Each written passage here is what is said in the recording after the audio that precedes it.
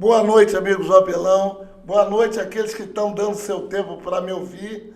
Eu espero que eu possa realmente dar o retorno que vocês merecem. Estou à disposição. Legal. Não, é um dia sonhado e preparado, né? Sim. Ô, Vitor, bota o microfone um pouquinho mais perto dele ali para dar um 100% para o pessoal estar em casa ter. Tá bom. Então, aí o que acontece? É um dia que está sendo sonhado há muito tempo, preparado, né?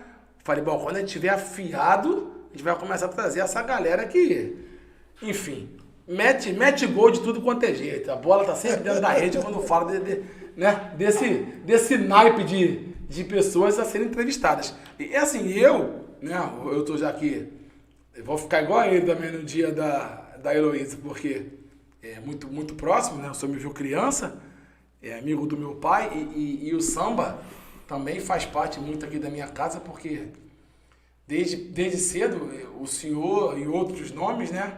A gente convive. E hoje eu estar aqui sentado para poder conversar com o senhor e aprender mais, né? Da história da nossa cidade, da história da nossa cultura e da história que é da minha vida, porque meu pai também é um sambista. De primeira. Né? Teu pai é de primeira. Meu pai gosta muito e levava eu e meu irmão, estava até falando aqui fora, né? Para os ensaios do Bafo da Onça, a gente ia, agora passou um filme aqui na minha cabeça, né? Caramba, ele tá aqui para falar aqui da Mangueira, né?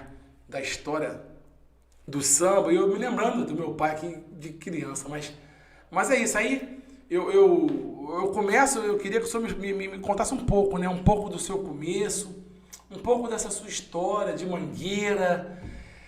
Ai, tanta coisa pra falar da Mangueira, cara. É porque o Inés Meirelles, né? Cara, e Mangueira são histórias que a gente já sabe que meio que se confunde. Aí a gente queria saber, assim, o que o senhor tem pra falar pra nós, assim, a respeito lá do início, né? Da criação do senhor lá na comunidade, como é que foi esse início? Conta pra nós aí, o senhor Inés. Bem, a princípio de conversas, a minha mãe desfilou grávida. É mesmo? Então já... Grávida de mim, em 1946. Grávida de mim. Já nasci no samba. Nasceu no samba. É, legal. Aí, quer dizer, a primeira vez que eu coloquei um verde-rosa foi em 1954. 54. Na ala dos boêmios, no qual meu tio fazia parte. Assim. Depois, em 58, eu fui desfilar mesmo, mas fui barrado pelo juizado de menores, que me tirou da corda. Naquele tempo tinha uma corda para proteger os sambistas. Então eu estava dentro da corda, veio criança não criança. Isso, presidente Vargas. Permissão. Essa época aí era na Avenida Rio Branco. Rio Branco. Vieram digamos assim, ver quais os menores que teriam permissão do juizado para desfilar. Como eu não tinha, acabei sendo retirado da corda. Naquele ano eu não desfilei. Ah, meu Deus do céu. Mas continuei. Depois chegou no ano seguinte, fui para a ala da bateria, com tamborinzinho daqueles que ainda esquentava. E ali eu fui seguindo, depois saí em ala, fui passista, né? Mas quanto à vida do morro, paralelamente, a minha vida, era uma vida muito pobre. Porque o morro naquele tempo era mais assim, barracão mesmo, de zinco, né? Então tinha casas que a gente chama de estuque, né? E outras de madeira. Então se falava barracão. A gente conviveu num mundo que não tinha água encanada, saneamento básico era praticamente nenhum. Sim.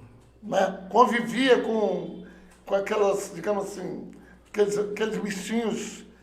Era uma vida difícil, né? Uma vida difícil lá não. Uma vida bem promíscua. Lá o início era difícil. Por causa da qualidade de vida que nós não tínhamos. Né? Que pena. Éramos muito pobres mesmo, né? E aí eu tive, digamos assim, meu pai foi embora de casa, eu tinha 6 anos de idade, nós tivemos que começar a trabalhar com 14 anos. Muito cedo, né? Saía da escola, já ia direto para trabalhar, porque naquele tempo trabalhava com 14 anos. Para que tinha que trabalhar? Para se sustentar. Entendeu?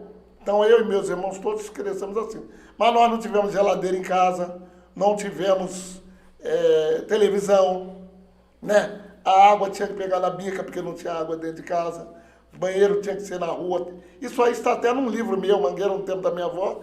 eu conto essas coisas. Mangueira? Mangueira no tempo da minha avó. Da minha avó. É o livro que eu conto quando a minha avó veio lá do Porto Novo do Cunha, depois que... Onde é? Desculpa, porque eu Hoje sei... chama-se Além Paraíba. Vitor. Porto Novo do Cunha era Hoje Além chama-se Paraíba. Além É Paraíba. uma divisa com Minas, né? É Minas. É Minas. É Minas. É o vale, aquele Vale do Paraíba. Sim, sim. Ali, Vale do Paraíba é São Paulo, Rio e Minas. Certo. Né? E aí, conclusão, quando chegou a República, e também um pouco antes já tinha sido a abolição da escravatura, aí o pessoal de Minas, que eram bantos, que eram escravos, escravizados de origem banto, né? Eles começaram a sair de lá em busca de melhores condições de vida. Veio para Aí, capital, uns foram né? para São Paulo, outros vieram para o Rio de Janeiro, de Minas, vieram daqueles trens. E aí, por acaso, a minha avó foi para o Morro de Mangueira.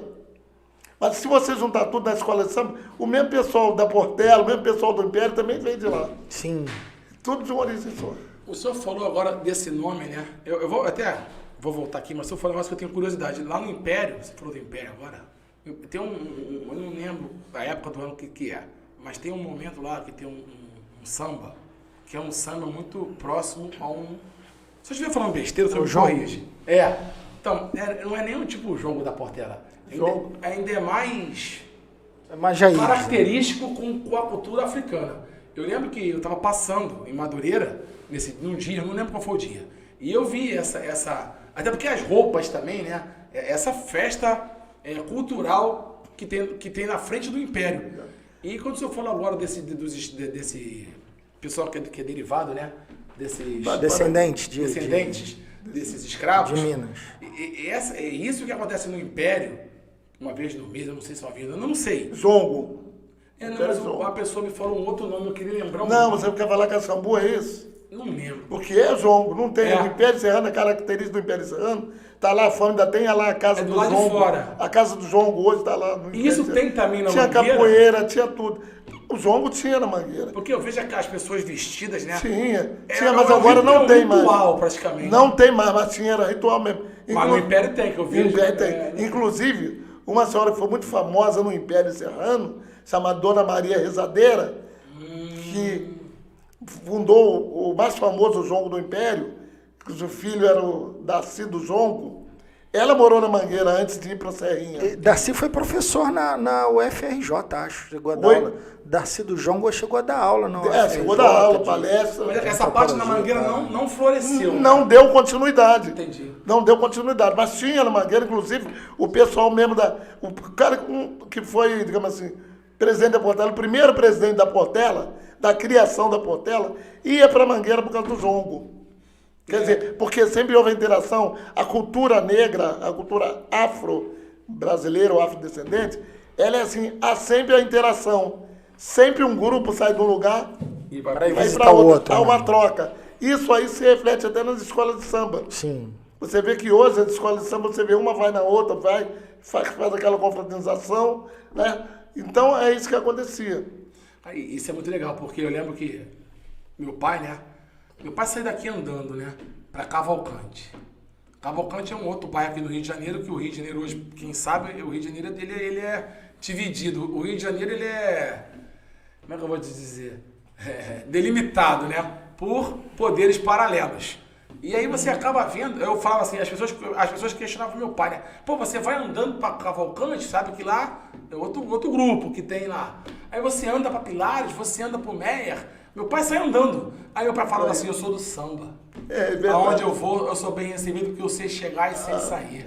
E o samba sempre teve isso. Ninguém Isso, se verdade, mete com o sambista. É, Ele vai pra Madureira, Respeito, pra Serrinha, pro Alemão. Vão. O samba vai... O poder do samba, né? O samba tem um poder tão grande que ele consegue passar por cima de obstáculos e barreiras sociais que foram criadas, né? Por causa da violência e tal. Que o sambista, como o senhor, meu pai e outros, conseguem passar por tudo isso andando. E às vezes, como se nada tivesse acontecendo. Pelo poder que o senhor falou agora, ele vai de lá e leva pra lá. E eu via isso, meu pai. Troca.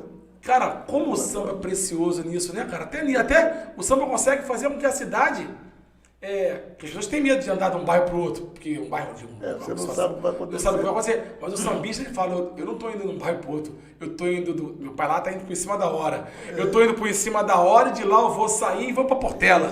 Verdade. Cara, o que poder ter um samba, né? Mas aí lá, a Estação Primeira de Mangueira, ela já existia, a escola de samba, né? Que tinha se Eu já nasci na Mangueira, né? Nasci sempre indo pro samba, né? Lá existia uma sede, mas deixa eu concluir o que eu estava dizendo aí de mim, dos meus 14 anos. Então nós passávamos muita dificuldade. Mas não só eu, como a maioria dos moradores. O morro não era favela, não é comunidade. A comunidade hoje é rica. Aquele tempo era tudo pobre. Os diretores da Mangueira eram pobres, né? Todos foram muito pobres, entendeu? Mas aí a gente tinha que trabalhar, né? E então, o senhor não abriu mão de estudar também? Eu fui trabalhar, veja só. Eu parei no primário porque eu era um bom aluno. Mesmo quando eu estudava no primário, mesmo sendo pobre, muito pobre, eu tirava notas boas. Aí com 16 anos, com 14 anos mesmo, eu queria estudar à noite. Por minha alta recreação. Trabalhar de dia? Mas não pude, porque só podia estudar com 16 anos. O adolescente só podia estudar a partir de 16 anos. Para trabalhar podia com 14, mas para estudar era à noite. Sim. Então, quando eu fiz 16 anos, vejam só, quando eu fiz 16 anos, eu fui estudar na escola argentina, na escola pública, né? Fui fazer o ginásio, que lá tinha à noite, ginásio comercial. Mas quando eu fiz de 18 para 19 anos, eu tive que ir para o exército. Eu estava com 19 anos, aí eu já estava no terceiro ano ginasial. Corresponderia quase acabando, a sétima série, né? Isso, Porque emendou tudo. Aí eu fui, tranquei minha matrícula, fui pro exército. Mas isso eu estudava, trabalhava de dia e estudava à noite, nesse período, né? Aí tranquei e fui servir o exército, em plena ditadura militar. Minha pequenininha assim, baixou assim. Quando eu saí do exército, eu mesmo, ninguém, minha mãe, nem ninguém se terceirou a minha vida nesse sentido. Eu mesmo voltei lá para a escola, reabri minha matrícula, terminei o ginásio. Que legal. Com 20 anos. E aí fui para fazer o primeiro ano técnico de contabilidade. Lá mesmo, que lá tinha. Ótimo. Aí com 23 eu terminei o técnico de contabilidade. Entendeu? Mas nesse inteirinho que eu terminei o técnico de contabilidade, eu já estava estudando, eu já tinha entrado para a Embratel, empresa do qual eu trabalhei. Sim. E entrei como auxiliar de serviços gerais, né? Servir cafezinho, fazer serviço de boy, essas coisas, né? Mas nesse teria aí aconteceu. Quando terminei o curso, um ano depois eu fiz direto. Queriam que eu fizesse para auxiliar administrativo, assistente administrativo. Eu preferi fazer para técnico de contabilidade, porque eu já sabia que eu tinha capacidade para passar. Fiz e passei. No meio de 120 pessoas, que foi concurso interno, passaram 11 e eu passei nesse concurso. Na época, que legal. Aí a minha vida começou a mudar. Né? Depois eu estudei tudo tarde. Direito você não pensa que eu fiz lá, coisa não. Aí eu fiz a faculdade de Ciências Contábeis, porque eu já trabalhava nisso, em finanças. Terminei a faculdade com 32 anos. 10 anos depois eu fui fazer Direito. Mas eu fiz.